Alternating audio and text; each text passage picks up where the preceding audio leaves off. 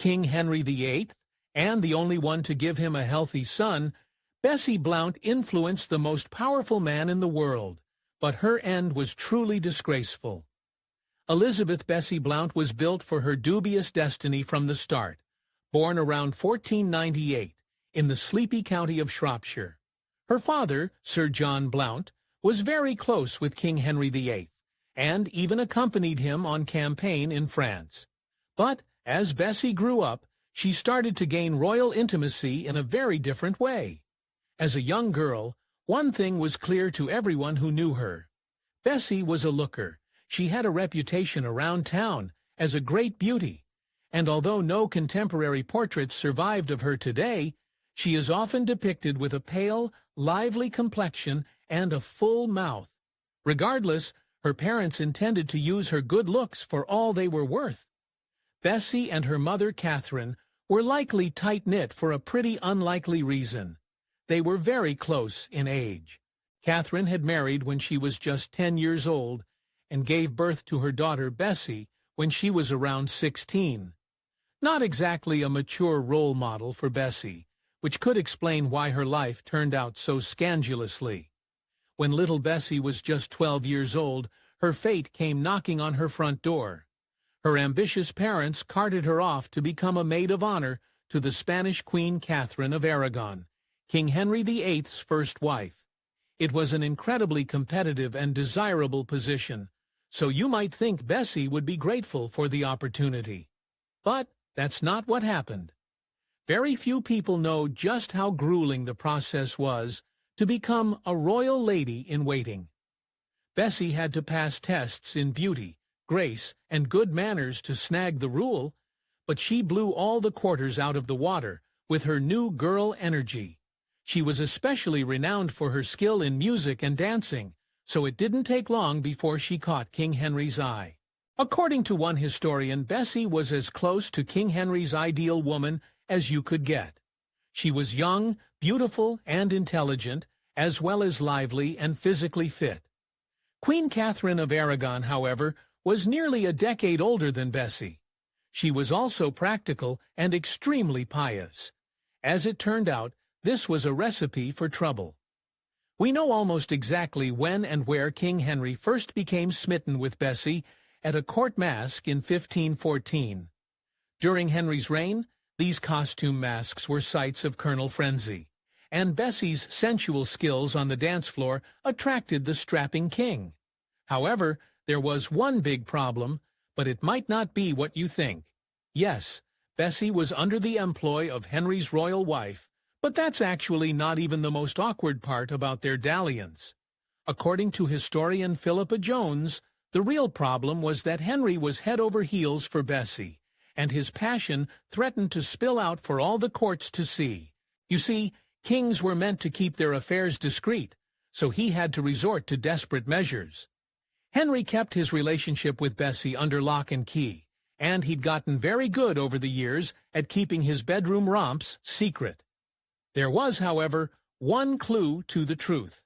In July of 1514, Henry sent Bessie's father a tidy sum of £146, equivalent to over $200,000 today.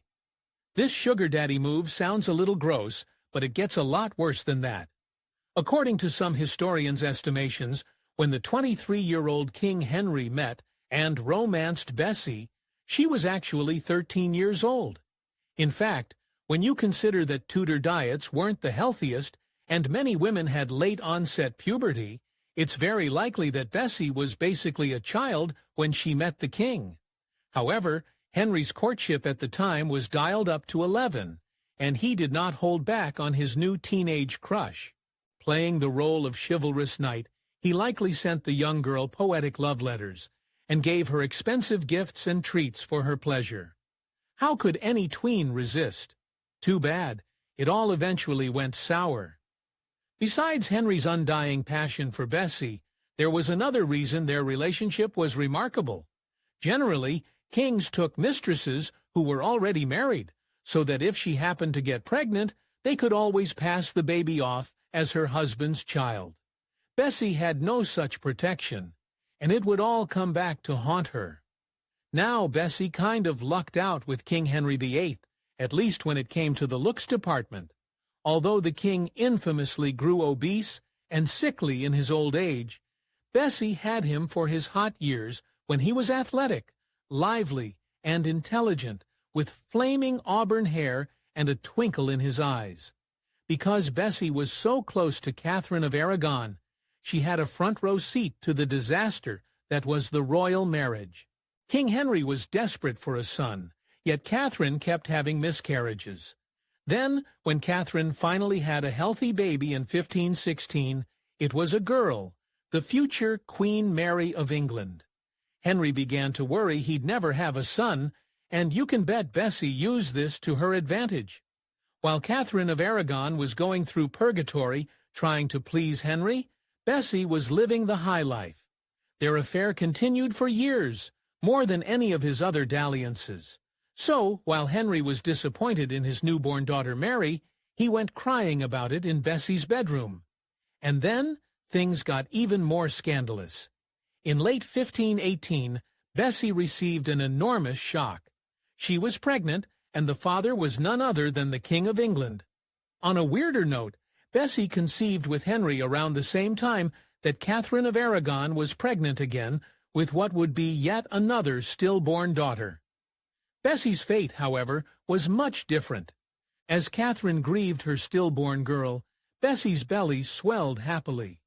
In fact, it was such a tense, unseemly situation that Henry, in a rare moment of good judgment, had Bessie moved to a remote religious cloister, far away from the royal palace.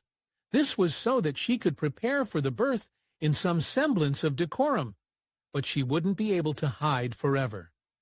Bessie went into labor in June 1519, where Henry had his aides watch his mistress like a hawk, and her baby shocked all in attendance. It was everything Henry had been longing for, a healthy baby boy. And from that moment on, Bessie's life was never the same. When Bessie gave birth to little Henry Fitzroy, it wasn't just a personal triumph. It was much darker than that. After Henry's years alongside Catherine of Aragon, without a male heir, Bessie proved to the king that he could have sons, and that the problem must have been with Catherine herself. It was the beginning of the end for Catherine, and Bessie was right in the middle. When Henry VIII heard about his newborn son, even though illegitimate, he was over the moon. He even named the child Henry Fitzroy, a name that has multiple meanings. First, Henry was officially acknowledging Bessie's child as his own. Secondly, Fitzroy was a not-so-subtle way of saying son of the king, just in case Catherine of Aragon missed it. But Henry's pettiness didn't end there. Henry VIII was nothing if not tacky, and the way he decided to announce little Henry's birth to the world gives new meaning to the word insensitive. Likely, when Catherine of Aragon was away giving a banquet to her private friends, Henry took the opportunity to parade around his illegitimate son for all the court to see. Real classy. But Bessie ended up getting some attention of her own. Because Bessie had given King Henry his long-awaited son, illegitimate or not, a popular saying about her persisted from the Tudor period onward. Bless Bessie Blount. You know you've officially made it into the annals of history when the tavern regulars are using your name in their toasts. Very quickly after Bessie went through the trouble of labor, the king dealt his favorite mistress a shocking blow. Henry suddenly ended their relationship. The reasons behind their split are still mysterious, but it might have had something to do with the fact that since Bessie had proven he could have sons, Henry no longer needed her. However, some historians point to an even crueler reason. According to one historian, Bessie's childbirth may have suddenly made Henry feel repulsed by his mistress. See to the king, babies were for wives and not for mistresses, who should inhabit a more ethereal realm of chivalric fantasy. But there may have been another factor driving the breakup, and this one is a real doozy. Right after King Henry pushed poor Bessie out of his revolving door of woman, Mary Boleyn walked in. That's right, Anne Boleyn's sister became Henry's mistress next. With Henry phasing Bessie out, because of his infatuation with this other Boleyn girl. Now that doesn't mean that Bessie was done with Henry, though. She just had a very twisted route back to him. Today we know that Anne Boleyn became King Henry VIII's ill-fated second wife, not Bessie. Yet Henry's nobles might have been puzzled at his choosing Anne over Bessie. Anne was reportedly bewitching, but according to one courtier who knew both women, Bessie Blount was even more beautiful than Anne Boleyn herself. Henry wanted to get Bessie married off fast after their relationship cooled and set about finding her a mate. But he couldn't have picked a worse husband. Bessie wed Gilbert's tailboys, the Baron of Keam, in an arranged ceremony in 1522. Yet there was a chilling side to her special day. Gilbert's family had a history of insanity. Bessie must have felt another cruelty when she married Gilbert. It meant she had to distance herself even further from her son. After all, Henry Fitzroy was the acknowledged son of the king, and palace officials immediately took over his education and rearing. In truth, Bessie saw very little of him in the coming years, and given her son's dark end, it was an absence she came to regret. Despite the fact that she wasn't allowed to see much of her son, Bessie definitely made every minute count. She made regular, if sparse, visits to Henry Fitzroy, often bringing him extravagant gifts like a doublet of white satin, and at one point 2 whole horses. Apparently, Bessie's son had inherited his parents' love of horseback riding. Bessie was supposed to settle down with Gilbert and his literally insane family. And she tried her best, at least at first. She had 3 children with Gilbert and attempted to make a good go of it, but 2 of her times were unspeakably cruel. In 1530, Gilbert passed away, leaving Bessie alone once more. Except that's when the wolves came knocking. When she was a widow, men still fell over themselves for the beautiful Bess, particularly the powerful Lord Leonard Grey. Grey was an old man, 20 years Bessie's senior, but his family was very influential, and most people considered him a good match. So when he came to Bessie's door with a proposal, he was shocked at her answer. Bessie had been the mistress of the King of England. She was the mother of a royal child, and she sure as heck knew her worth. Although Lord Grey was stunned to no end, she welcomed him into her home, only to coldly refuse his ring and his money bags. Instead, Bessie went in a completely different direction in her love life. The widowed Bessie had the privilege to marry for love, and what a love it was. She chose her second husband, Baron Edward Theans, not for his money, because he didn't even have much, but for his looks. Although, get this, Edward was at least 12 years younger than Bessie. Now in July 1536, fate heaped yet another devastating tragedy at Bessie's door. Her son, with the king, Henry Fitzroy, perished suddenly of a mysterious illness. The king had actually been grooming the 17-year-old boy as his next possible heir, and now the grieving Bessie had nothing to tie her to Henry anymore. But there was actually something even more tragic about her child's demise. Though historians commonly believe that Henry Fitzroy perished from tuberculosis, his burial hints at a more chilling possibility. King Henry VIII ordered a speedy bare-bones affair and even barred Bessie from attending her own son's funeral. Why the secrecy? Some believe that Fitzroy actually succumbed to the very contagious pneumonic plague. Either way, Bessie sadly never saw her son into the next life. Throughout her years away from King Henry VIII's court, Bessie watched as her former lover made an enormous fool of himself, divorcing Catherine of Aragon and then marrying his shiny new mistress Anne Boleyn before beheading her in 1536. Bessie probably felt relieved she wasn't in that hot mess anymore, but that didn't explain her next actions. In 1539, Henry VIII was on to wife number 4, and he had chosen Anne of Cleves for the dubious honor. Well, our Bessie apparently just couldn't keep her nose out of it any longer. And she made a strange decision. She made a triumphant return to court. As Anne of Cleves' lady-in-waiting, it's never really a good idea to befriend your ex's new flame, and this one went particularly badly. Bessie Blount might have been the most cursed mistress in history. Not only was she and her baby boy the death knell for Henry's marriage to Catherine of Aragon, her presence didn't do great things for Anne of Cleves either. No sooner did Anne enter Henry's court than he was trying to divorce her, and even though Henry used her and then discarded her, Bessie Blount apparently had a heart of gold.